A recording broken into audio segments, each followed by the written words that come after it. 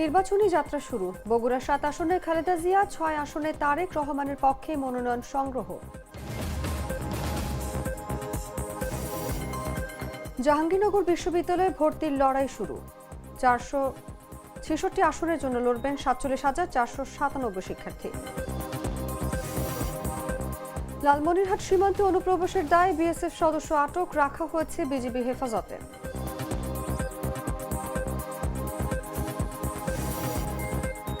জাহাঙ্গীরনগর বিশ্ববিদ্যালয়ে ভর্তি পরীক্ষার্থীদের সহায়তায় ইসলামী ছাত্রী সংস্থার আত্মপ্রকাশ।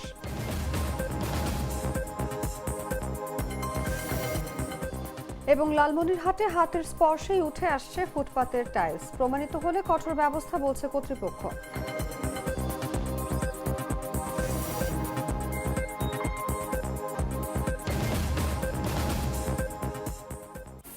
এতক্ষণ শুনছিলেন সংবাদ শিরোনাম।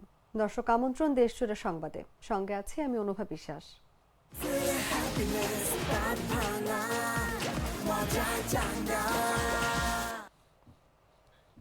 চলে যাচ্ছি পুরো খবরে।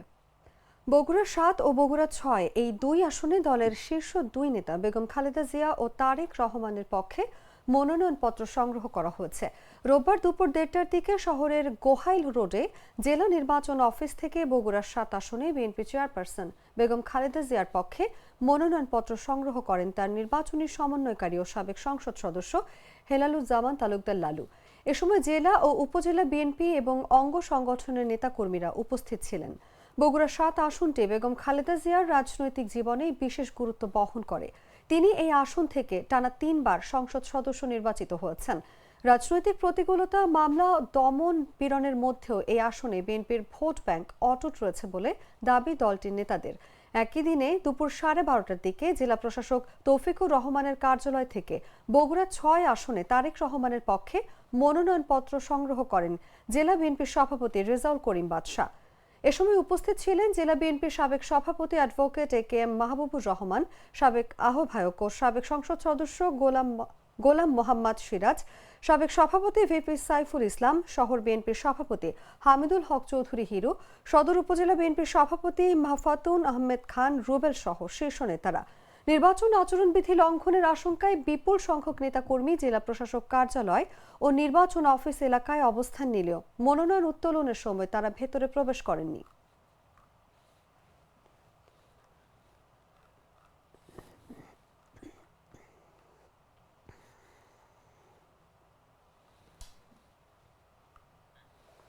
লালমনিরহাটের পাটগ্রামে বহুল আলোচিত ৩ বিঘা করিডোর সংলগ্ন দহগ্রাম আঙ্গুরপোতা সীমান্তে অবৈধভাবে অনুপ্রবেশের অভিযোগে বিএসএফ এর এক সদস্যকে আটক করেছে বর্ডার গার্ড বাংলাদেশ।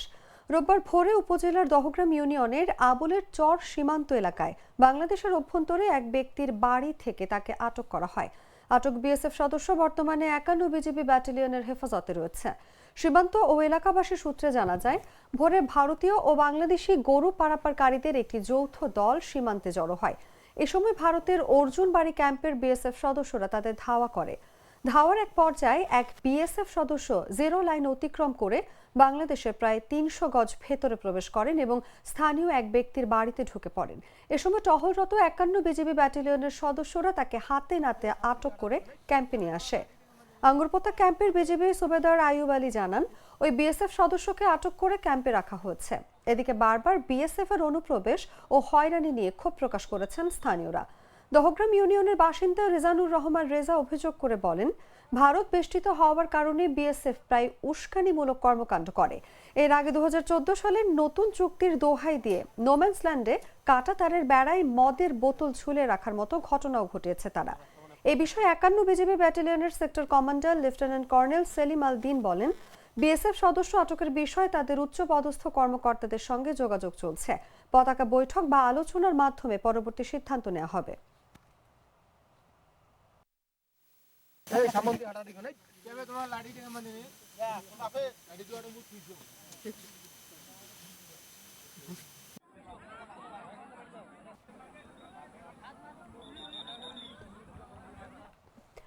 জাহাঙ্গীরনগর বিশ্ববিদ্যালয়ের ২০২৫-২৬ শিক্ষাবর্ষের স্নাতক প্রথম বর্ষের ভর্তি পরীক্ষা চলছে। প্রথম দিনের সি ইউনিটের 466 আসনের বিপরীতে আবেদন করেছে 47,497 জন। এতে আসন প্রতি লড়ছেন 101 জন শিক্ষার্থী। রোববার সকাল 9টায় প্রথম শিফটে ছাত্রীদের পরীক্ষা শুরু হয়। শুরুর 3 শিফটে ছাত্রীদের ও পরের 3 শিফটে ছাত্রদের পরীক্ষা অনুষ্ঠিত হবে। বিকেল 5টা 40 ষষ্ঠ শিফটের পরীক্ষার মধ্য দিয়ে প্রথম দিনের ভর্তি পরীক্ষা শেষ হবে। সরেজমিনে দেখা যায়, ভর্তি পরীক্ষা উপলক্ষে ক্যাম্পাসে প্রচুর পরিমাণ শিক্ষার্থীর উপস্থিতি রয়েছে। দুটি কক্ষে দায়িত্বরত শিক্ষকের সঙ্গে কথা বলে জানা যায়, উপস্থিতির হার প্রায় 90%। এবছরে জাবের 7 ইউনিটের 1,844টি আসনের বিপরীতে পরীক্ষা দিবে 2,19,399 জন। এতে এবার আসনের প্রতি লড়বেন 119 জন শিক্ষার্থী।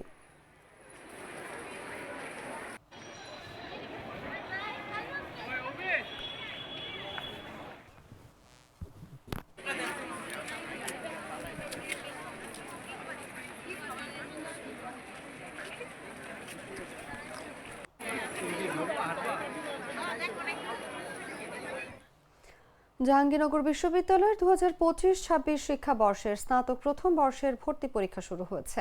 ভর্তি পরীক্ষার্থীদের সহায়তার জন্য বাংলাদেশ ইসলামী ছাত্রী সংস্থা জাবি শাখা হেল্প ডেস্ক ও তথ্য সেবা কেন্দ্র টেন্ট স্থাপন করেছে।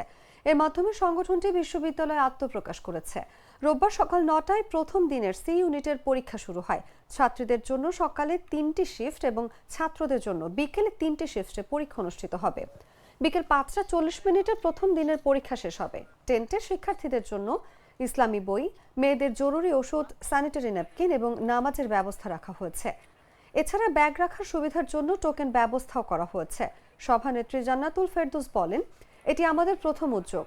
ছাত্র সংস্থা এখানে ছাত্রীদের সহায়তার পাশাপাশি নিজেদের পরিচিতি তুলে ধরেছে। আজকে আমরা আমাদের টেন্টের মাধ্যমে সামনে এসেছি আর কি, প্রকাশ্যে এসেছি। এর আগে আমাদের কোনো কার্যক্রম শুরু হয় না, এই প্রথম আমাদের টেন্টের মাধ্যমে কার্যক্রম শুরু হলো। তো আমরা আজকে কার্যক্রমে টেন্টের মধ্যে যা রেখেছি সেগুলোর মধ্যে প্রথমত ফার্স্ট এডের যে মেডিসিনগুলো সেগুলো রেখেছি আর কি। তারপর মেয়েদের জন্য স্যানিটারি ন্যাপকিন সহ আর অন্যান্য যে জিনিসগুলো প্রয়োজন সেগুলো রেখেছি। পাশাপাশি আমরা টোকেনের ব্যবস্থা করেছি, কেউ যদি ব্যাগ রাখতে চায় তাহলে রেখে যেতে পারবে। এছাড়াও মেয়েদের জন্য পেছনে নামাজের ব্যবস্থা করেছি, কেউ যদি অসুস্থ হয়ে যায় সেখানে বিশ্রাম নিতে পারবে বা নামাজ আদায় করতে পারবে যারা মেকআপ করে নামাজ পড়তে চায়। এছাড়া আমাদের পাশে কিছু প্রকাশনা বই রাখা হয়েছে ইসলামিক, এই বিষয়গুলো কেউ যদি কিনতে চায় তাহলে এখান থেকে কিনতে পারবে।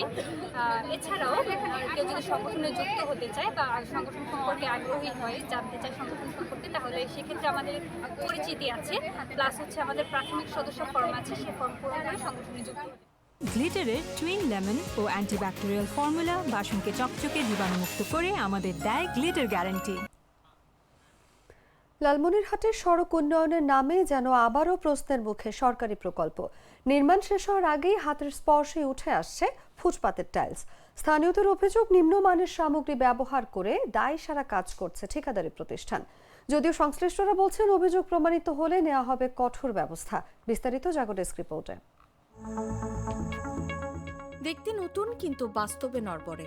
লালমনিরহাট বুড়িমারি মহাসড়কের মিশন মোড় থেকে সাপটিবাড়ি অংশে নির্মাণাধীন ফুটপাতের এমনই করুণ চিত্র। বসানোর 2-3 দিনের মধ্যেই উঠে যাচ্ছে টাইলস। কোথাও উঠে গেছে টাইলস, বেরিয়ে এসেছে নিচের বালু ও সিমেন্টের দুর্বল আস্তরণ। এই সড়কের দুই পাশে প্রায় 1700 মিটার ফুটপাথ নির্মাণের কাজ চলছে, কিন্তু সরেজমিনে গিয়ে দেখা যায় মিশন মোড় থেকে ক্যান্টিন মোড় পর্যন্ত অন্তত 20টির বেশি স্থানে টাইলস নড়বড়ে। স্থানীয়রা বলছেন, কাজে ব্যবহার করা হচ্ছে নিম্নমানের সিমেন্ট আর মাত্রাতিরিক্ত বালু, ফলে কাজ শেষ হওয়ার আগেই ফুটপাতের এমন দশা। আমি এই কাজটা করলাম, এটা নিয়ম হইল শুকনা বালু আর সিমেন্ট একসাথে মিক্স করে আমি বিছাই দিলাম, তার উপরে আমি গোলা মারবো, গোলা মারার পর টাইলসটা বসে দেবো, পর্যায়ক্রমে কিউরিং হবে, তারপরে এটা কি হার্ড হয়েছে দেখছেন। সড়ক ও জনপদ বিভাগের তথ্য মতে প্রায় 13,50,00,000 টাকা ব্যয়ে গত বছরের 7 নভেম্বর শুরু হয় এই প্রকল্প। কাজ পায় ডন এন্টারপ্রাইজ, সাব ঠিকাদার হিসেবে কাজ করছে মেসার্স হক এন্টারপ্রাইজ। নির্ধারিত সময় পেরিয়ে গেলেও কাজ এখনও শেষ হয়নি। তবে ঠিকাদারি প্রতিষ্ঠানের দাবি, ফুটপাতের পাশে দোকান থাকায় চলাচলের কারণেই কিছু জায়গায় টাইলস নড়ে গেছে। এলাকাবাসী যেটা বলতেছে যে কাজটা অনিয়ম হয়েছে, আসলে কাজটা অনিয়মের এখানে কোনো কিছু বিন্দু পরিমাণ হয় নাই। এখানে কাজটার নিয়মটা হলো 2 দিন, মানে টাইলসটা বসানোর পরও 2 দিন আমাদের সময় দেওয়া লাগে। এদিকে অনিয়ম প্রমাণিত হলে ঠিকাদারের বিল আটকে দেওয়া সহ কঠোর ব্যবস্থার কথা জানিয়েছে কর্তৃপক্ষ। এখানে যে জিনিসটা হয়েছে, এটা কাজটা টাইলস হয়েছে গত পরশুদিন। এটা একটা কিউরিং টাইম আছে, কিউরিং টাইমটা এখনো পাইনি। এটা সিটিং টাইমটা একটা পার হইলে তাহলে এর আমরা স্ট্রেংথটা বুঝতে পারবো যে এটা ঠিক আছে কিনা। আর যদি এটা তারপরেও না হয়ে থাকে তাহলে সেটাকে আমরা বিলের মধ্যে অন্তর্ভুক্ত করব না। উন্নয়নের নামে যদি এমন দায়সারা কাজ হয় তবে ভোগান্তি বাড়বে সাধারণ মানুষেরই। এখন দেখার বিষয় তদারকির মাধ্যমে আদৌ মানসম্মত ফুটপাত পায় কিনা লালমনিরহাটবাসী। নিউজ ডেস্ক, জাগো নিউজ।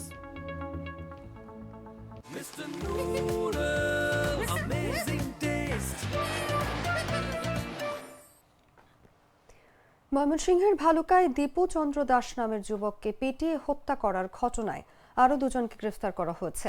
রোববার জেলা গোয়েন্দা পুলিশের বিজ্ঞপ্তিতে জানানো হয়, শনিবার রাতে কাশর এলাকা থেকে আশিকুর রহমান ও কায়ুমকে গ্রেফতার করা হয়। এর আগে শুক্রবার দিনগত মধ্যরাতে স্কয়ার মাস্টার বাড়ি এলাকা থেকে 10 জনকে আটক করা হয়। গ্রেফতারদের মধ্যে আলমগীর হোসেন এবং মিরাজ হোসেন আকন্দ পায়োনিয়ার নিট কম্পোজিট কারখানার গুরুত্বপূর্ণ পদে কর্মরত ছিলেন। ময়মনসিংহ আদালত পরিদর্শক পীরজাদা শেখ মোহাম্মদ মোস্তাসিনুর রহমান বলেন, 10 জনের মধ্যে 3 জনের 5 দিনের রিমান্ড আবেদন করা হয়েছে। পুলিশ ও র্যাব জানায়, দীপু চন্দ্র দাসকে দেশীয় অস্ত্র দিয়ে পিটিয়ে হত্যা করা হয় এবং মরদেহে আগুন দেয়া হয়। ধর্ম নিয়ে কটূক্তির অভিযোগ প্রমাণিত হয়নি। নিহতের ছোট ভাই অপু চন্দ্র দাস 150 জনকে অজ্ঞাত পরিচয় আসামি করে মামলা করেছেন। পুলিশ মরদেহ উদ্ধার করে ময়না তদন্তের জন্য ময়মনসিংহ মেডিকেল কলেজ হাসপাতালের মর্গে পাঠায়।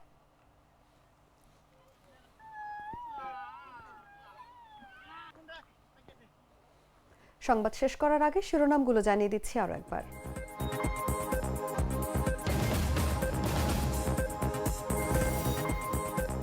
নির্বাচনী যাত্রা শুরু। বগুড়া 7 আসনে খালেদা জিয়া, 6 আসনে তারেক রহমানের পক্ষে মনোনয়ন সংগ্রহ।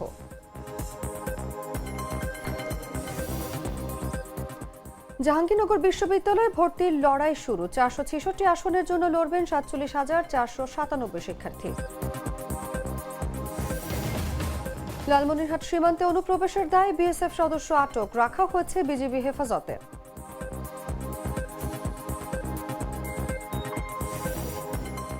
জাহাঙ্গীরনগর বিশ্ববিদ্যালয়ে ভর্তি পরীক্ষার্থীদের সহায়তায় ইসলামী ছাত্রী সংস্থার আত্মপ্রকাশ।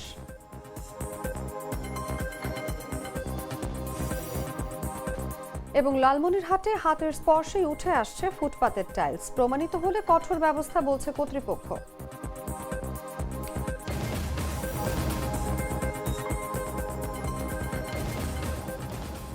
দর্শক, এই ছিল এখনকার মতো। এরপর দেখবেন সন্ধ্যা 7টার সংবাদ। প্রতি মুহূর্তে সর্বশেষ খবর জানতে ভিজিট করুন jagonews24.com। ফলো করুন আমাদের ভেরিফাইড ফেসবুক পেজ এবং সাবস্ক্রাইব করুন জাগো নিউজের ইউটিউব চ্যানেল। ধন্যবাদ সবাইকে।